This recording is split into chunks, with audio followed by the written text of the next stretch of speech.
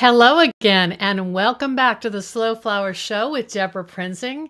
This is episode 549. I want to introduce you today to Shannon and Judd Allen. They are first-generation farmers who grow specialty cut flowers in Union, Ohio, serving the Canton and Akron communities. A few weeks ago, Shannon reached out via email to let us know that John Deere, the tractor company based in Moline, Illinois, filmed and produced several videos about their small flower farm. The campaign is out now. Perhaps you've watched it. It's called How to Make the Most of Your Land. The series features everyday gardeners and growers who use John Deere's USA-made tractors, mowers, and other equipment. What a sense of pride I felt watching these video clips. Shannon and Judd had shared them with me, and I knew I wanted to share them with you. Lately, I've been seeing the extended commercial on national television, which features Bloom Hill Farm and several other passionate growers and gardeners. I asked the Allens to join me for an episode to show off the video clips of Bloom Hill Farm and to introduce their story to the Slow Flowers community. Let's jump right in and meet them, learn more about Bloom Hill Farm and how their goals and dreams for building a family-owned floral enterprise is happening on their own terms. Oh, and you'll want to listen for Shannon's secret tip on social media tags and how that paid off for her.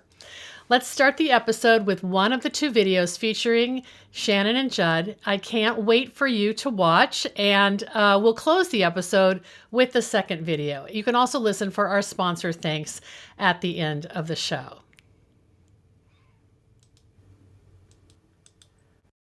Beautiful morning. We grow 9 acres of cut flowers here on the farm. There are 7,000 dahlias alone. Tempest, Diva, Cornell Bronze. they're a labor of love. Plant so many beds. We get a lot of use out of the tractor. It's been really fun to watch the farm grow. Okay, we got a little roll call here. This is Baker, Blueberry, Sunny, Butters, and Cosmo over here. Looks like the sunflowers bloomed. This is how the Allens make the most of their land. Learn how to make the most of yours at Deere.com. Wow, that is so exciting. We are here with the stars of the John Deere commercial, Slow Flowers members and Ohio-based farmers Judd and Shannon Allen of Bloom Hill Farm. Good morning. How are you? Good morning. Good morning. Thanks so much for having us on. We really appreciate it. It's so completely surreal to watch watch those videos. So it's a lot of fun. Oh, I bet. I mean, they run it for 30 seconds and it probably took a whole day to produce, but you make it look effortless. Yes, Well, 2 very long days. Okay. great. So we're gonna meet you both and hear about your farm and about this cool project. First of all, Shannon, thanks for reaching out to me and sharing the video. Yeah, I think the subject line was like local flowers, are famous or something like Yes. that. So please introduce yourselves and tell us a little bit about Bloom Hill Farm and where you're located. Yeah, absolutely. Bloom Hill Farm. We're in Uniontown, Ohio, which is like Northeast Ohio area. And we're about an hour or so south of Cleveland in the Akron Canton area. So our farm has grown over the past, this will be our 6th growing season. And it's been really fun. It's been a whirlwind growing it. It's been really like one of like the biggest blessings that we've had has been able to grow this tiny little thing into something a lot bigger. So we grow on right now. Currently, we grow on. We have 14 acres now, and we grew last year on 9 acres of it.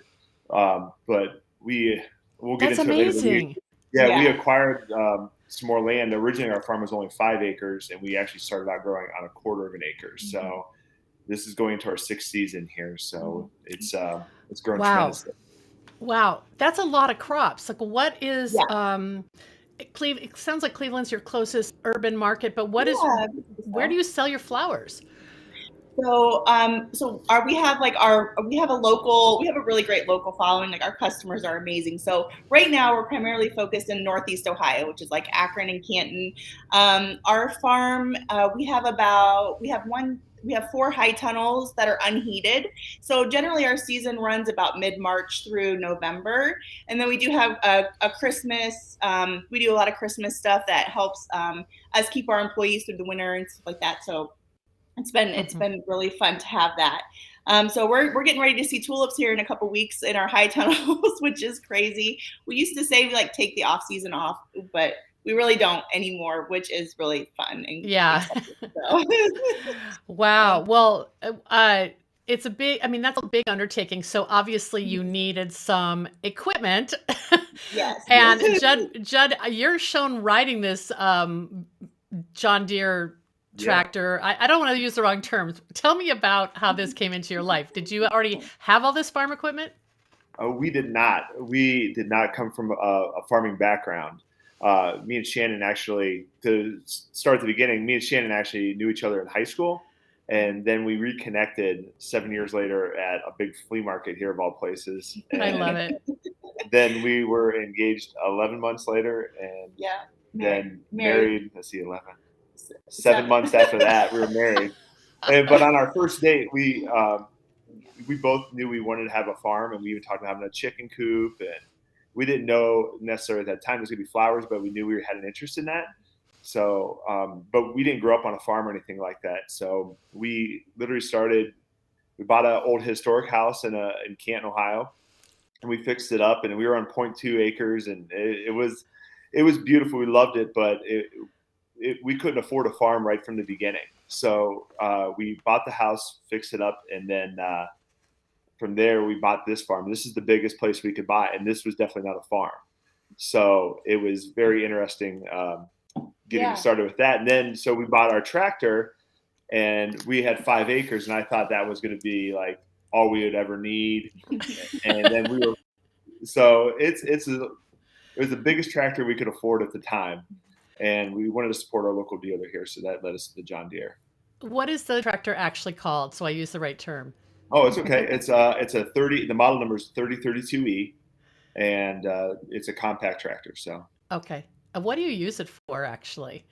Oh my goodness. Is that a dumb question? We use it for so much, and it is like literally the muscle to our farm, and we use it to work up all the flower planting beds, and we actually run a plastic mulch layer off the back, and we have a rototiller, and we have a brush hog for cutting down the flowers and adding compost to beds. It literally gets a ton of use. That's so cool. So it's super handy, and we like it because it's kind of a smaller one where we can get into some tighter spots. And we also like it because it's powerful. So it's a nice tractor for us. Well, I love John Deere because it's USA made, and we want to keep manufacturing in the US. And I don't know, that was probably your dealer's selling point too, because they're made in Illinois, right? Yes, they are. Yeah. Yeah. I have a funny story about this. I got invited to speak to this garden club in Moline, Illinois. Okay. And it was held, it was a lecture, a luncheon, a workshop, like a whole day thing. And it was held in the corporate headquarters of John Deere.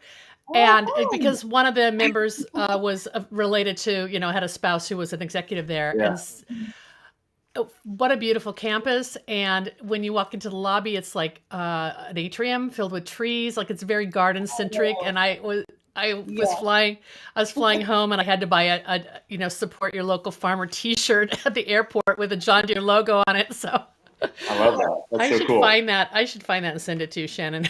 You'll probably wear it more than I will. But that was about 5 years ago. But I always kind of had that on my radar. So when I saw the news about your commercial, I was like, oh yeah, this is in alignment with slow flowers. I mean, big ag is kind of a different animal, but it sounds like small farmers are still in their customer base, and that's why they sought you out. Yes. Yeah. I really feel like they're trying to invest more and like show really like the flexibility of a lot of their equipment, where even like a homeowner might find it useful too. So it was a lot of fun. Great. Well, we'll talk about that campaign in a minute. I want to just, I got off on a tangent. Sorry. I want to talk a little bit more about Bloom Hill. Yeah. So you have high tunnels and field grown. Are those sort of your two areas on the farm that you're growing depending on the season? Yeah, so we have about an acre in perennial production, about an acre in woody production. And then the rest of, when you originally bought our house, we farmed the first quarter of an acre. Yeah, it was much. When we moved into this place, I we already had 2 very young children that were 3 and 11 months. And then I was pregnant with my 3rd at that point. So when we started our farm, that's why you guys go 0 to 60 in one year. Yeah, we do. We definitely do. So it was, a lot of people think like you have to have like all like the perfect scenario, like completely like set up to get your farm going. And for us, like we had like every obstacle kind of like stacked against us. But we just did what we could, right? Yeah. We were both working other jobs. Mm-hmm. And when we bought this place, we knew we wanted to transition this into being a flower farm. We did some research on it. We thought it was something that was lacking in this area. Mm-hmm. We thought it was beautiful, and we thought it could be something profitable. Mm-hmm. So we started it out, and we were working other jobs. We had 3 kids under 3. And it was Why not? Wild. So, yes. So we started out. We were doing sunflowers, zinnias, and we did. I think we had 400 dahlias our first year, and we just literally advertised on Facebook and Instagram, and we literally put a tent up at our end of our driveway, and we literally had a pack and play with our kids, 2 of our kids in a pack and play. Selling flowers. So Daddy's bunching sunflowers. You guys just have fun over there. Yeah. We got like a high-powered baby monitor, and at night we would put our headlamps on after everybody went to sleep, and we would take the baby monitor up there and we would cut flowers. So it's, we burned the midnight oil for many, many, many years. It took a lot of hard work. It was a lot of fun. We did have a lot of fun with it. There were moments that were like, what are we doing? You know what? Our customers, though, they have always supported us. They've always wanted more. And I think, like, if I had to say one of the main reasons why our farm has really done so well in this area is because we've really listened to our customers. Like, wow, like they really loved Lysianthus. Every year we just added one more specialty crop that was something that would be new and different to them.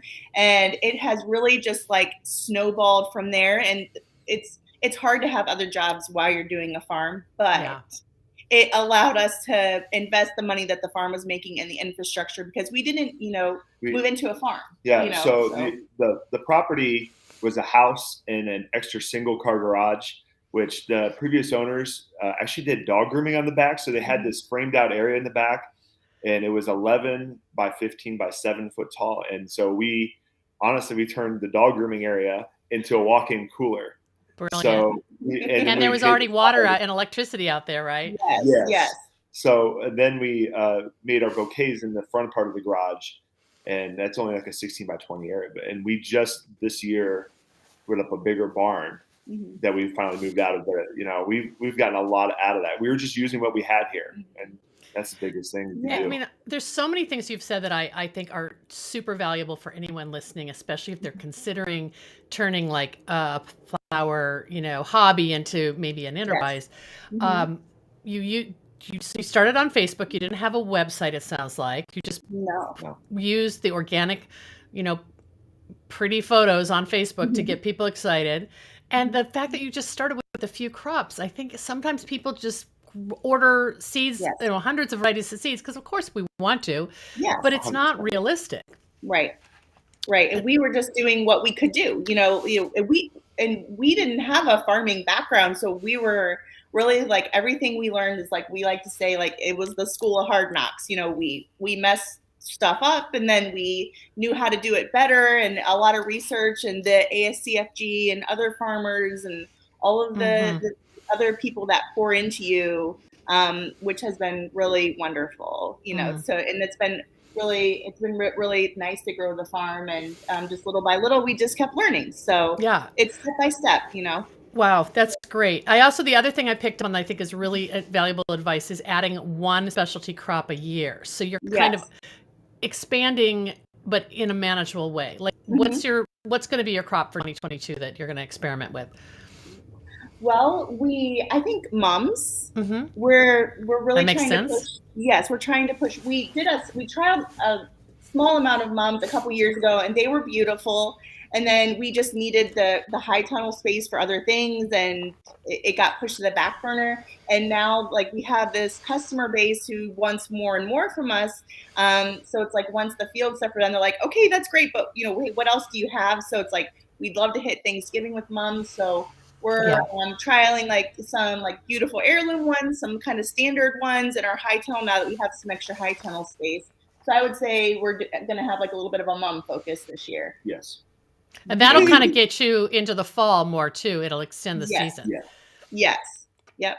So you said you're starting the season with tulips. So those are in a high tunnel right now, ready. They'll be harvested, hopefully by Mother's Day? Yeah. Oh, yeah. So our high tunnel tulips will probably bloom mid-March or so. Okay. We're in zone 6A. Yes. And so in a couple weeks, they'll bloom in the high tunnel. We have planted about 23,000 this year. So that's that is mind blowing. So we have a couple different avenues that we sell our flowers. So like a lot of specialty markets. We have, when we first started, Judd put up an honor system flower stand at the end of our road. We literally thought we would, if we made like $100 a month off it, like we would be thrilled. And it has turned into this, it has like a cult following. Yes. It really does. Like there's like people, they just love coming to the stand. Yeah. And it's something we've kind of like evolved over time. The stand has stayed the same, but we always try to like just up the experience, up the flowers. We don't make any money off of them per se, but we have goats. We have 6 Nigerian dwarfs. I saw them in your video. Tell me about the goats. So you pull into our stand and the goats are there, and the goats never met a stranger.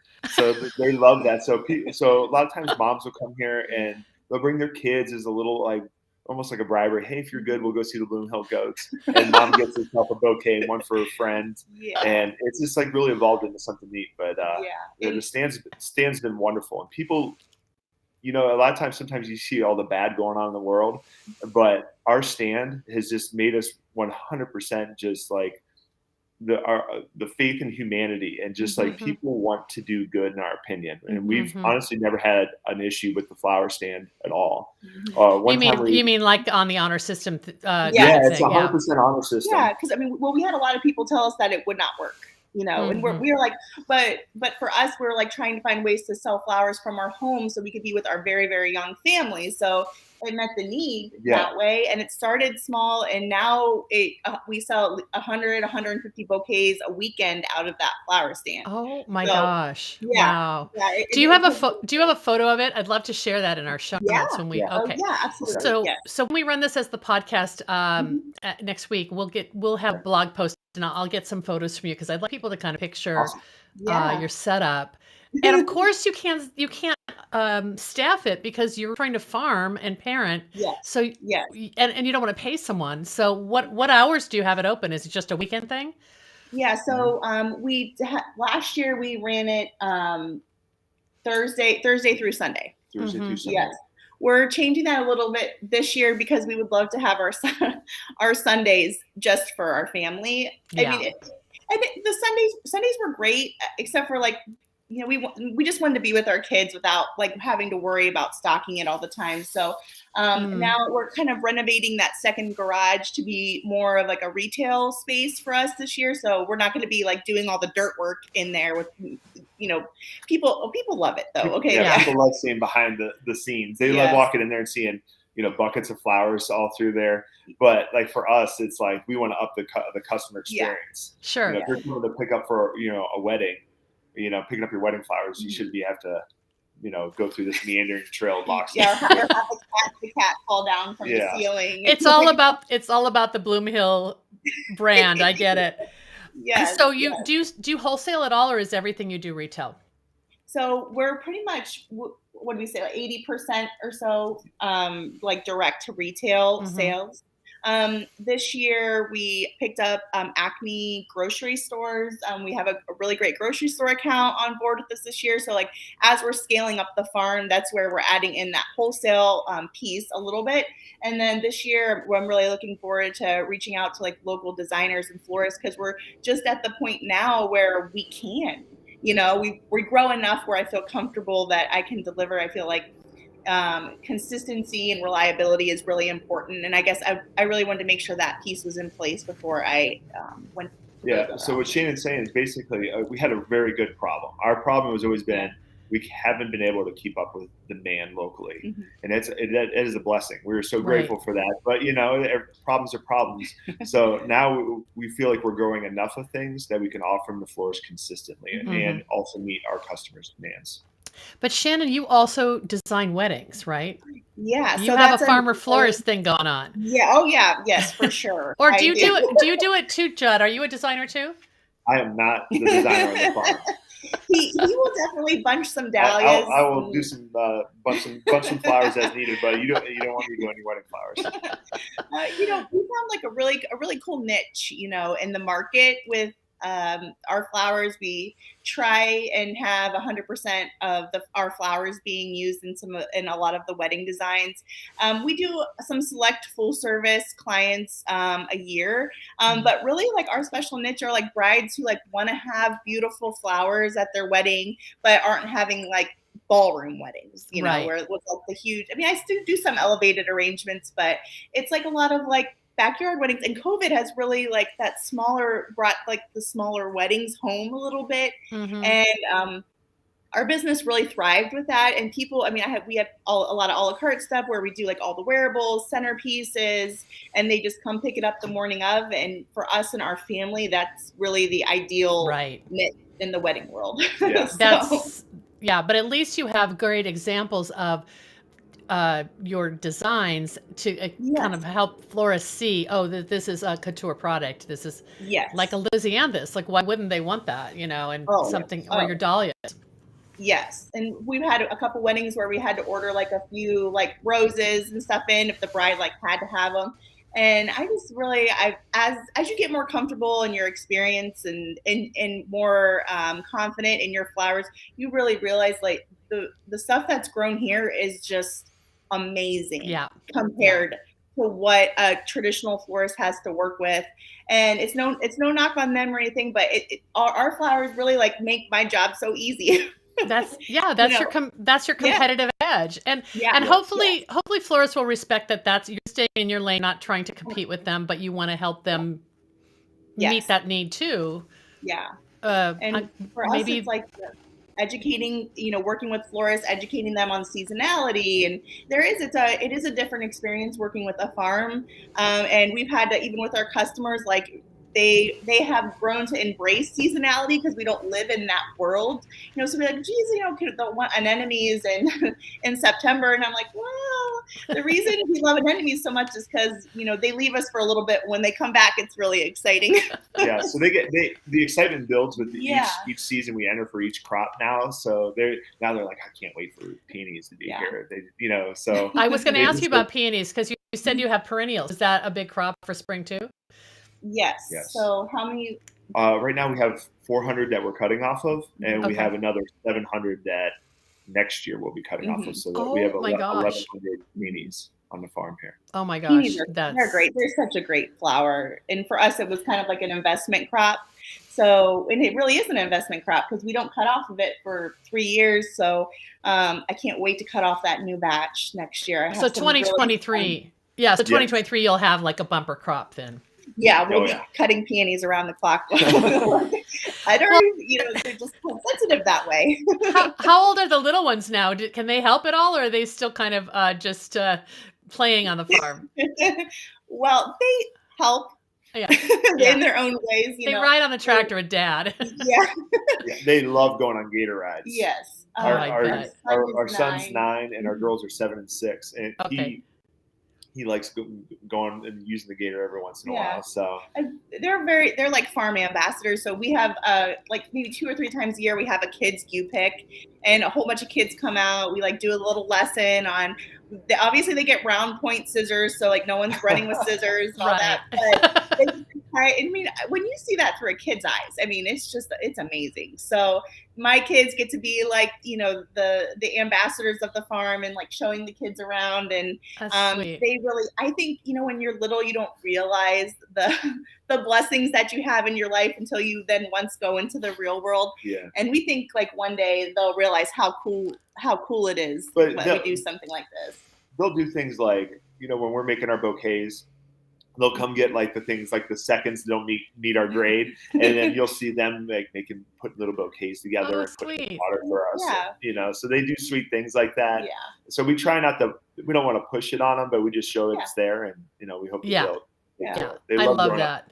Mm-hmm. That's such a great experience, which it sounds like neither of you really had.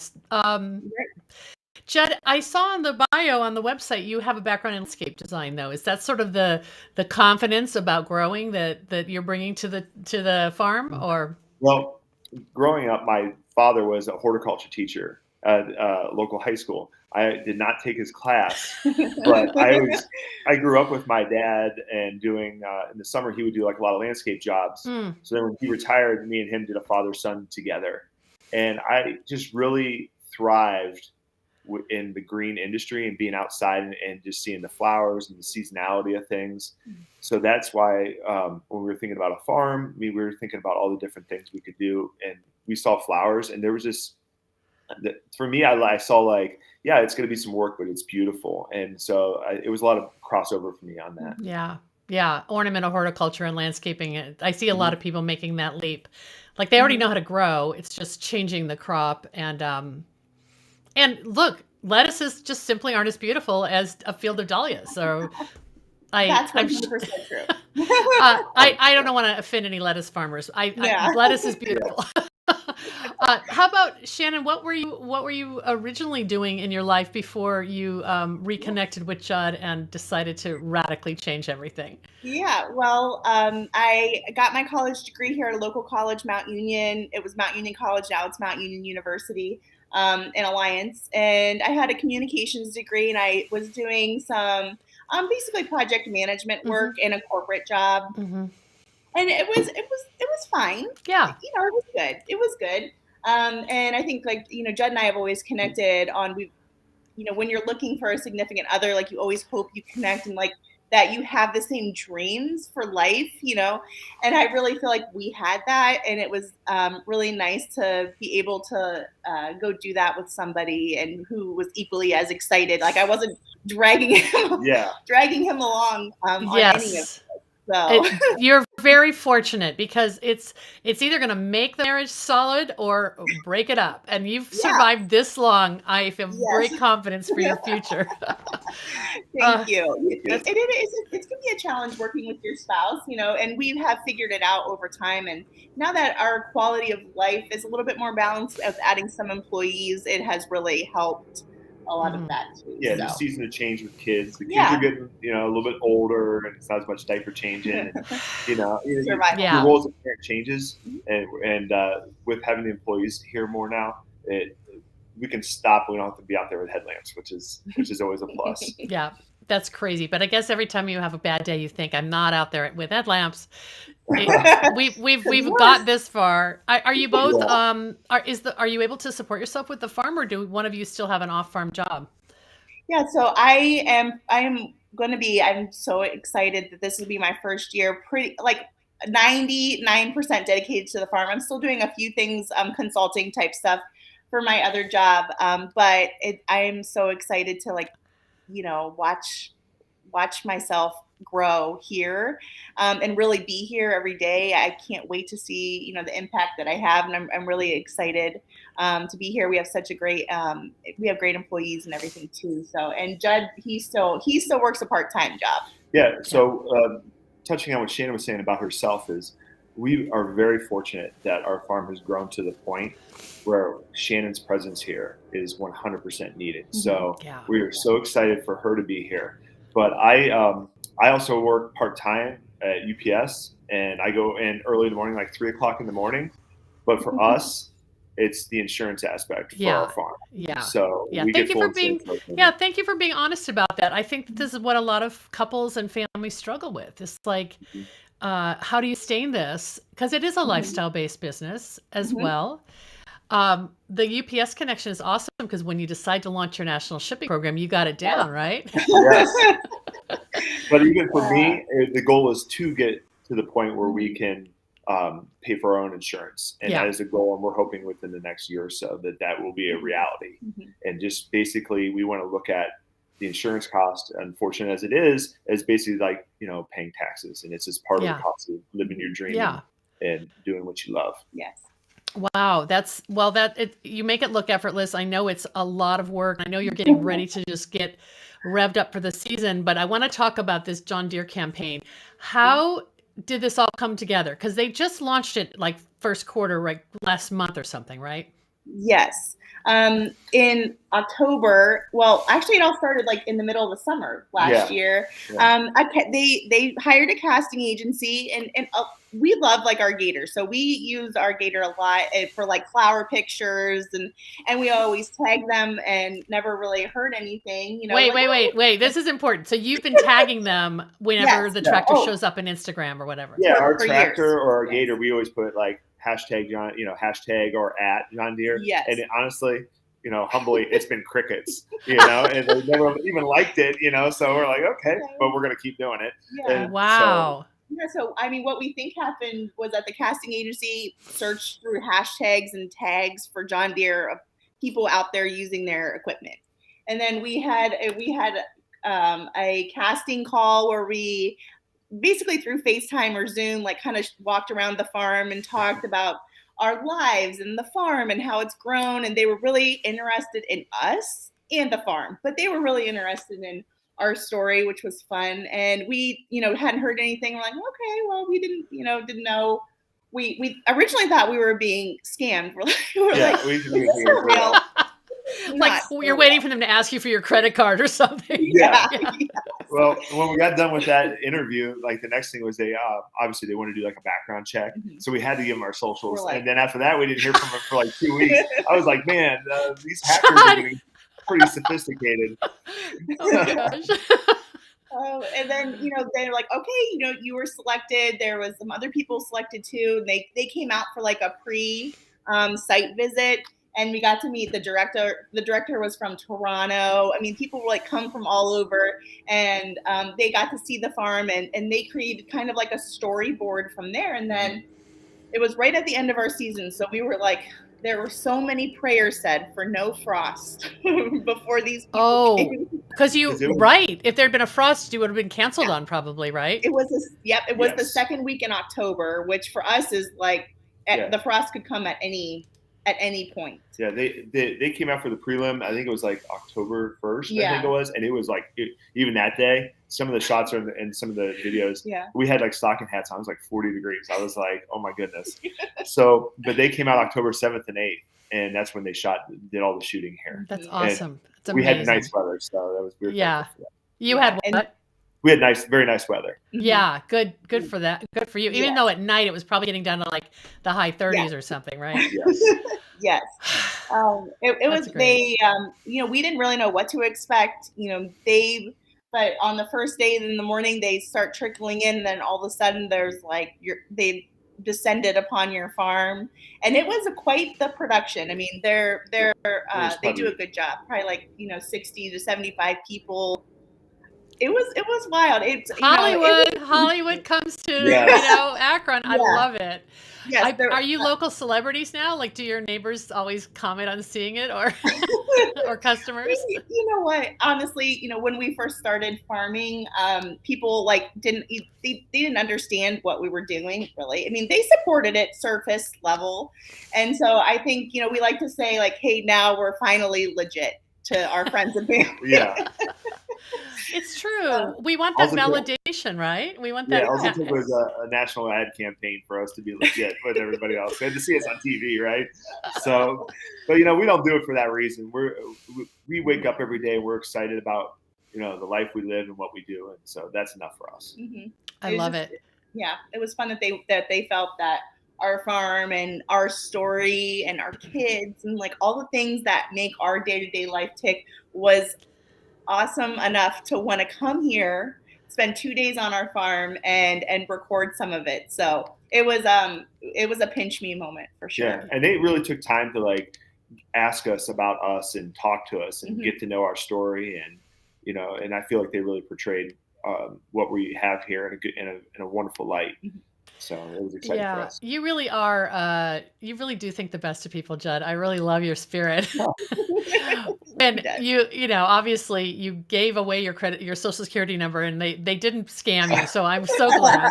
I was sweating a little bit. We were about 2 weeks out, and I didn't hear anything. So then they told us we were selected. So I was like, whew, that's good. Before we started recording, I thought you said something really interesting, and I'd love to just revisit this. And that is just the fact that flower farming for so long has sort of been ignored by agriculture, and that you sort of were surprised that a company that was obviously well into the food production side of farming thought you guys were cool. Yeah, so we were super excited that we felt like we could represent the flower farmers out there, because even us, like we feel like we're a good sized flower farm at this point. And we still get people like, when they buy flowers from us, I have a garden too.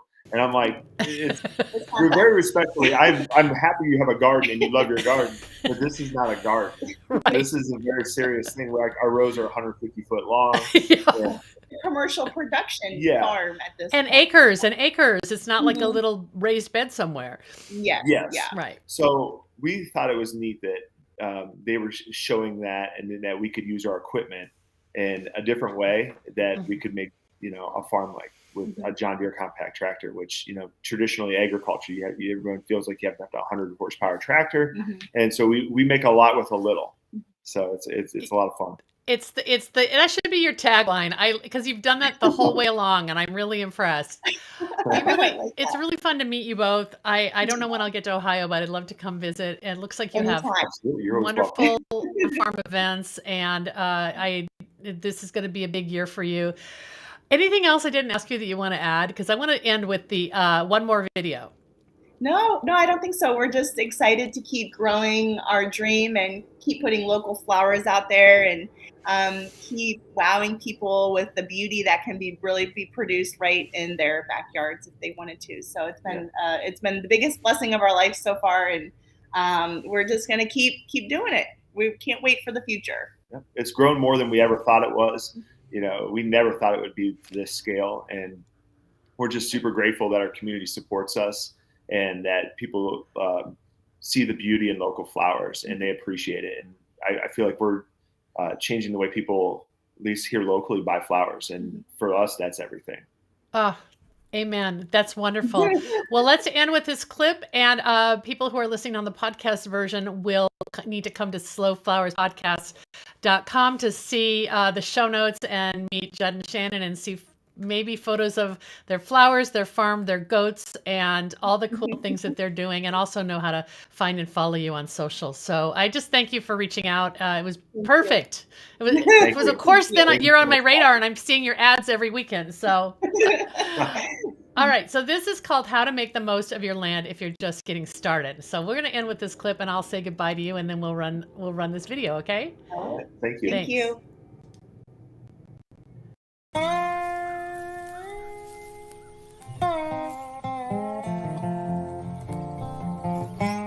My advice for first-time farmers would be just to discover what suits you and your soil and growing conditions.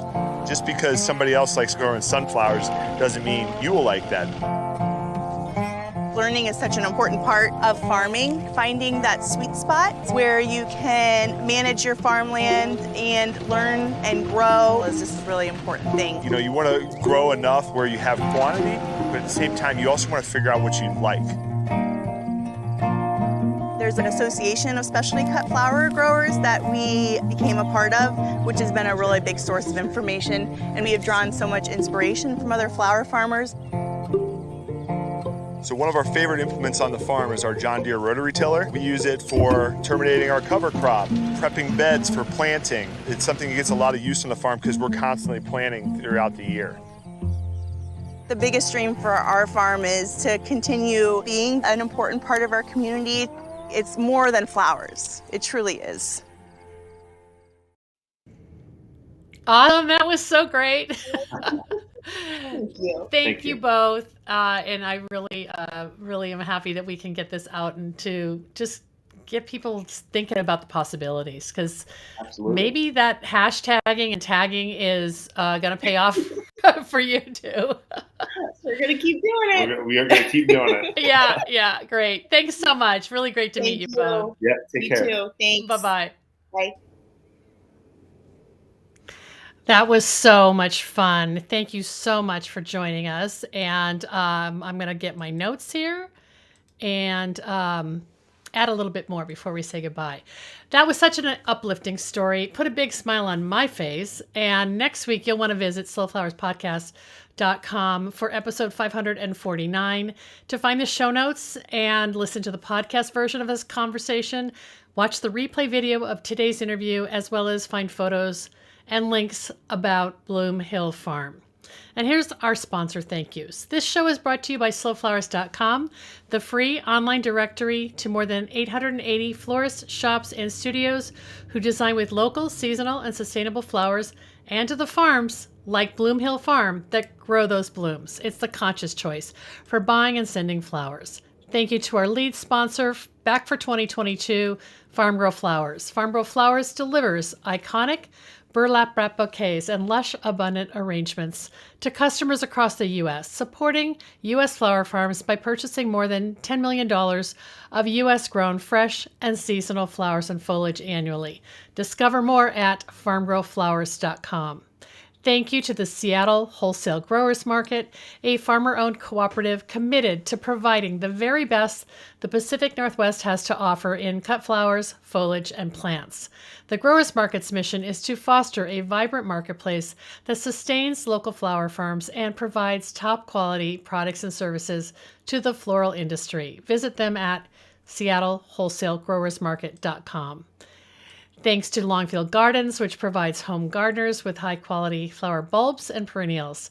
Their online store offers plants for every region and every season, from tulips and daffodils to dahlias, caladium, and amaryllis. Check out the full catalog at longfield-gardens.com. And thank you to Johnny's Seeds. Johnny's Selected Seeds is an employee-owned company that provides our industry the best flower, herb, and vegetable seeds supplied to farms large and small, and even to backyard cutting gardens like mine. Find the full catalog of flower seeds and bulbs at johnnysseeds.com. The Slow Flower Show is a member-supported endeavor, and I value our loyal members and supporters. If you're new to our weekly show and our long-running podcast, check out all of our resources at Slow Flowers Society and consider making a donation to sustain Slow Flowers' ongoing advocacy, education, and outreach activities. You can find the donate button in the column to the right at slowflowerspodcast.com. I'm Deborah Prinzing, host and producer of The Slow Flowers Show and The Slow Flowers Podcast. Next week, you're invited to join me in putting more slow flowers on the table, one stem, one vase at a time. The content and opinions expressed here are either mine alone or those of my guests alone, independent of any podcast sponsor or other person, company, or organization. Thanks so much for joining us today, and I'll see you next week.